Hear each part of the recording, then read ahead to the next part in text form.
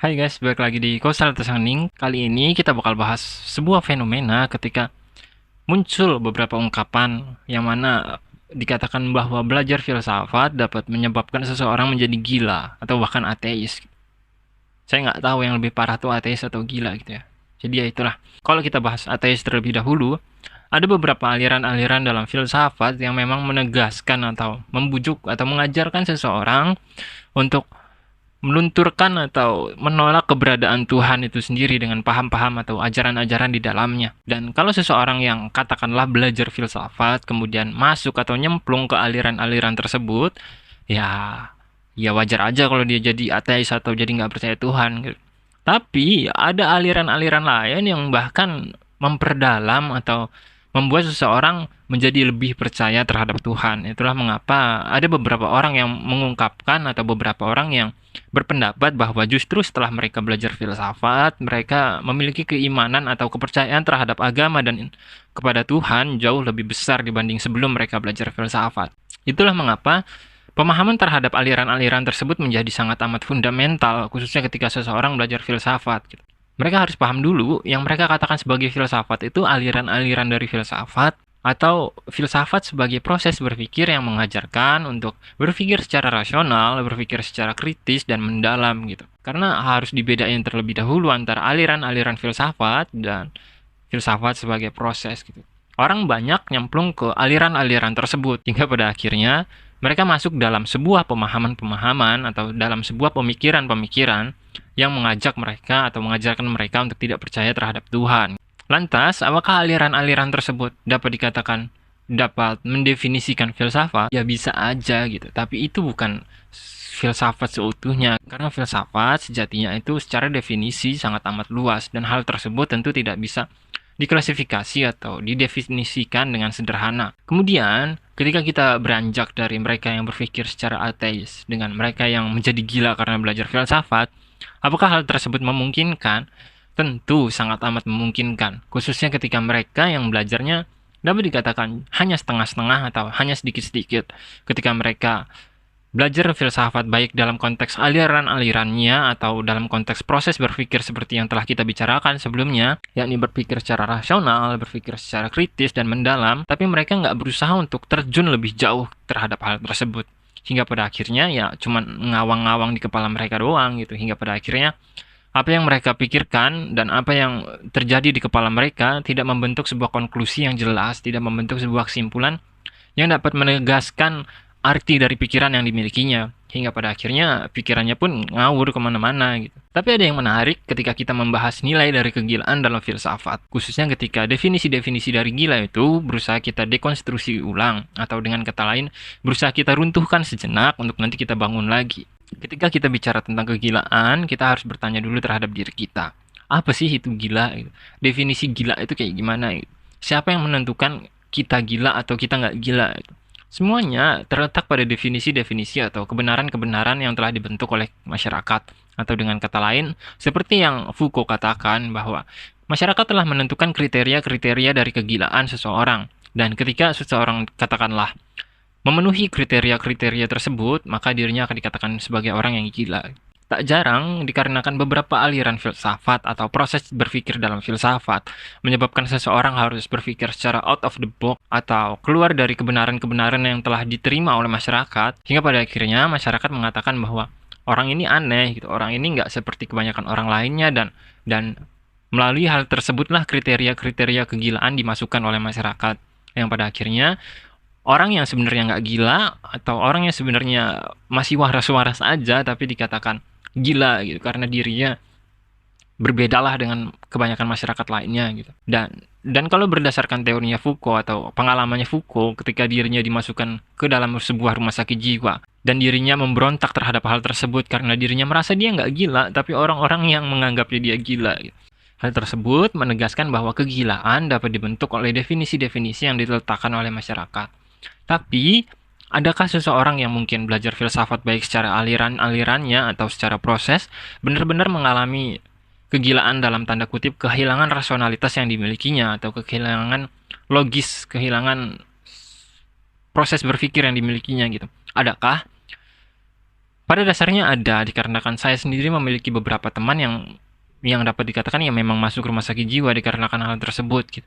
Tapi mengapa? Mengapa situasi tersebut bisa terjadi? Mengapa orang-orang yang seharusnya dapat berpikir secara benar dikarenakan proses dalam filsafat yang mengajarkan seseorang untuk menjadi bijaksana atau mengajarkan seseorang untuk berpikir secara benar justru menyebabkan orang itu oleng gitu, menyebabkan orang itu justru keblinger atau dengan kata lain ya kehilangan pikirannya gitu.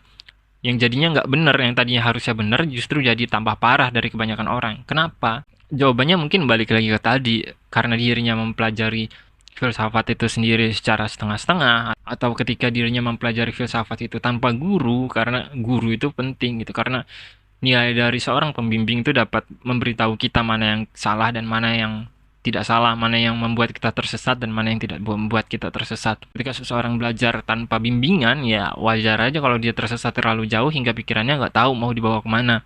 Hingga pada akhirnya lahirlah apa yang kita sebut sebagai kegilaan. Tapi bisa juga orang yang belajar filsafat tersebut menjadi gila karena dirinya nggak tahu lagi apa yang benar gitu. Dikarenakan subjektivitas dan subjektivitas yang ditawarkan oleh filsafat, di mana filsafat mengajarkan tidak ada kebenaran objektif di dunia ini, di kehidupan ini, maka dirinya bingung untuk berpegang terhadap jenis kebenaran yang seperti apa gitu. Karena kalau memang kebenaran itu relatif dan subjektif gitu, apa yang dapat menjadi pegangan hidupnya sebagai kriteria dari kebenaran yang menggambarkan identitas dirinya gitu. Karena seperti yang kita tahu, identitas manusia itu sangat ditentukan oleh apa yang dirinya anggap sebagai kebenaran. Ketika seseorang menganggap sebuah hal itu benar atau ketika seseorang meyakini sebuah hal adalah kebenaran, maka keyakinan dan pembenaran tersebut akan secara tidak langsung menjadi identitas dirinya. Hal tersebutlah yang kemudian menyebabkan seseorang dengan apa yang ditampilkan olehnya dan pikirannya tentu tidak akan jauh berbeda. Tapi mereka yang mungkin mengetahui subjektivitas demi subjektivitas tersebut mungkin tidak langsung menjadi gila.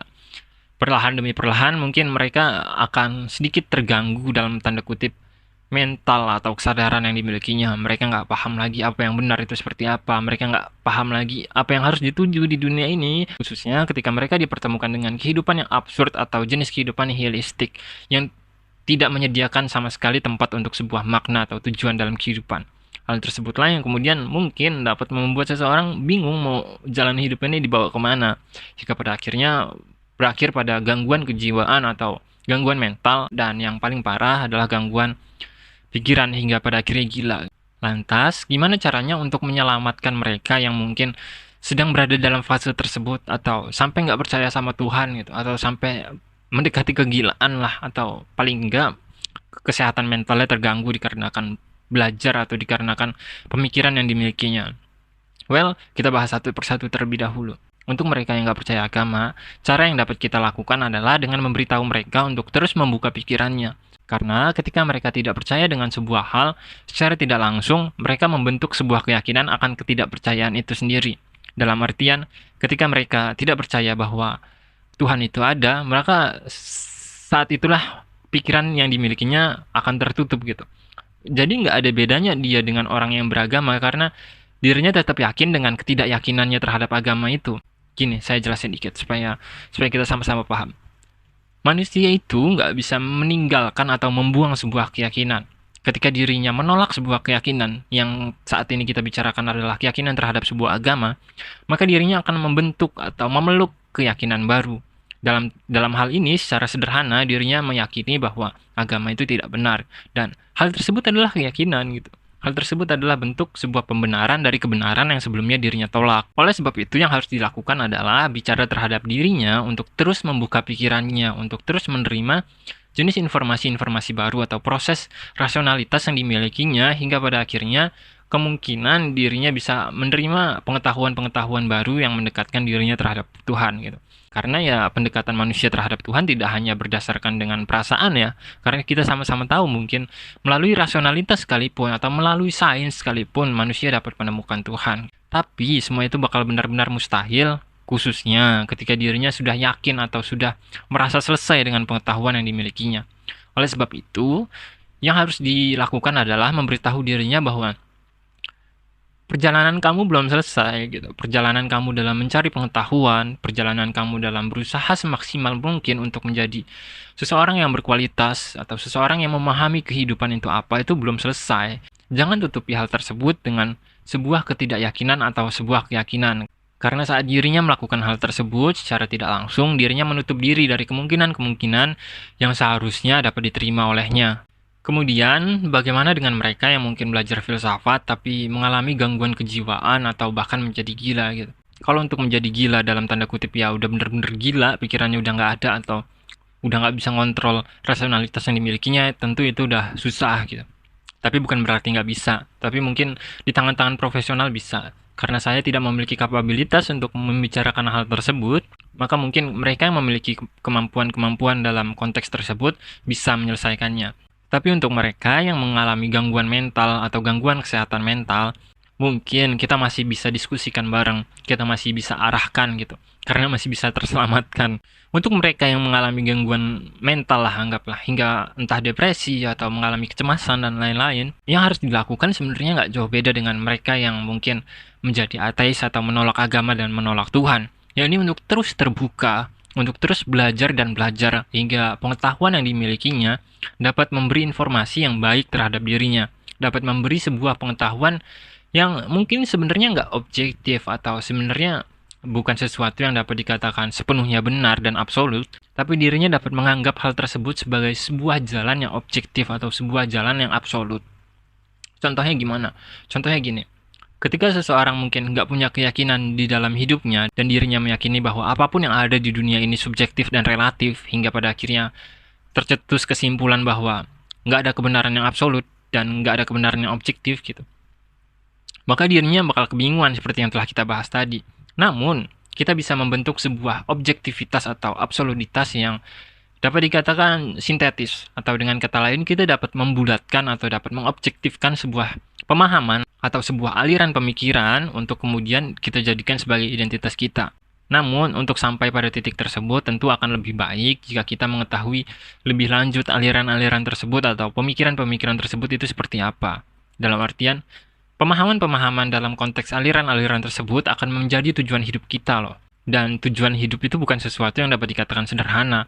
Oleh sebab itu, ketika kita menempatkan sebuah pemahaman atau aliran filsafat sebagai tujuan hidup kita harus benar-benar memahami proses di dalamnya. Kita harus memahami nilai-nilai yang ada di dalamnya. Kita harus memahami konsekuensi-konsekuensi jika kita berada di jalan tersebut. Hingga pada akhirnya, kita yakin sama diri kita sendiri bahwa ini mungkin jalan nggak sepenuhnya benar, ini mungkin jalan punya beberapa kekurangan, tapi itu jauh lebih baik dibandingkan jalan-jalan lain. Dan itu dapat memberi diri kita keyakinan, dan itu dapat memberi kita sebuah tujuan hidup, hingga pada akhirnya mental di dalam diri kita, hingga pada akhirnya kekacauan di dalam perasaan dan pikiran kita pun dapat terselesaikan sedikit demi sedikit karena kita memiliki tujuan. Mereka yang dapat dikatakan menjadi ateis atau ya sedikit terganggu kejiwaannya atau bahkan menjadi gila karena belajar filsafat, rata-rata pasti dikarenakan bukan karena terlalu dalam sebenarnya, justru karena kurang dalam. Jujur, saya pernah ke psikiater, saya pernah ya anggaplah ke psikiater hingga pada akhirnya meminum beberapa obat penenang dikarenakan hal tersebut. Itu adalah keadaan yang saya alami sekitar 7 atau 6 tahun yang lalu. Hal tersebut ya mungkin bisa dikarenakan karena saya belajar filsafat atau karena saya mempelajari hal-hal yang seharusnya tidak saya pelajari. Dan saya merasa bahwa itu udah terlalu dalam, itu udah nggak mampu diterima oleh pikiran saya hingga pada akhirnya saya nggak tahu lagi mana yang benar dan mana yang salah. Sebenarnya saya malu sendiri kalau cerita hal ini. Karena kalau saya melihat diri saya ke belakang waktu itu, saya bakal sadar bahwa saya waktu itu bukan siapa-siapa. Saya waktu itu nggak punya pemikiran yang bahkan bagus sekalipun. Gitu. Yang buat saya bingung, yang buat saya stres dan depresi saat itu ya pikiran saya sendiri bahwa saya belum mampu untuk masuk lebih dalam. Atau dalam artian, saya masih di permukaan tapi saya udah menganggap diri saya dalam. Dan hal tersebutlah yang kemudian menjadikan diri saya kebingungan terhadap identitas yang saya miliki dan perasaan yang saya miliki. Hingga pada akhirnya ya ke psikiater dan yang mengalami gangguan mental. Kalau saya melihat diri saya pada masa itu, saya akan mengatakan pada diri saya waktu itu kalau dia kurang belajar dalam, kalau dia kurang belajar lebih jauh gitu. Mainnya kurang jauh lah istilahnya. Dia kurang belajar lebih dalam, kurang lebih kritis, kurang lebih rasional dalam mempelajari hal-hal yang mungkin dipelajari olehnya. Dan untuk kalian yang mungkin berada di fase itu atau kalian mungkin berada dalam kondisi seperti itu, saran saya mungkin sama kayak saran saya ke diri saya yang beberapa tahun yang lalu, yakni terus belajar, terus berusaha mencari pengetahuan lebih lanjut, terus berusaha untuk berproses dan berproses gitu hingga pada akhirnya menemukan sebuah titik di mana kita sadar bahwa diri kita ini sebenarnya rendah gitu. Kita sadar bahwa pengetahuan yang kita miliki ini belum ada apa-apanya sama sekali gitu. Dan saat kita sampai di titik tersebut, kita bakal terus berusaha memperbaiki diri kita. Kita bakal terus berusaha untuk mencari pengetahuan yang mungkin dapat dikatakan terbaik yang nantinya dapat kita genggam sebagai identitas yang kita miliki. Dan ya, kalau saran saya, sebaik-baiknya pengetahuan adalah pengetahuan yang nggak hanya berguna bagi diri kita sendiri, tapi berguna untuk orang lain. Dan jangan lupa juga sama yang namanya pembimbing, atau jangan lupa juga sama yang namanya paling nggak teman seperjalanan lah, teman diskusi, teman yang dapat diajak ngobrol bareng gitu, yang mungkin pikirannya nggak jauh beda atau dengan kata lain satu spesies lah gitu. Jadi buat ngobrolin filsafat bareng juga enak, buat diskusiin sebuah hal juga enak. Ini jalan keluarnya gimana? Ini bisa nggak dipandang dari sudut pandang lain? Ini bisa nggak dipandang dari perspektif atau aliran lain gitu. Hal tersebut dapat membantu kita untuk berproses untuk menjadi lebih baik dan lebih baik lagi. Tapi akan lebih baik jika kalian dipertemukan dengan seseorang yang mungkin lebih berpengalaman, entah itu guru, entah itu seseorang yang mungkin sudah menjadi dosen, entah itu seseorang yang mungkin memang udah suhu lah istilahnya. Karena kalau memang kalian udah menemukan hal tersebut, kemungkinan besar jalan kalian bakal slow-slow aja gitu. Kemungkinan besar kalian bakal santai-santai aja dalam menjalani proses-proses yang kalian jalani dalam berfilsafat. Ya, saya kira itu tentang mereka yang gila atau mereka yang mengalami gangguan mental dikarenakan filsafat atau bahkan menjadi ateis dikarenakan filsafat. Sekian gue Salta Sangning, sampai jumpa.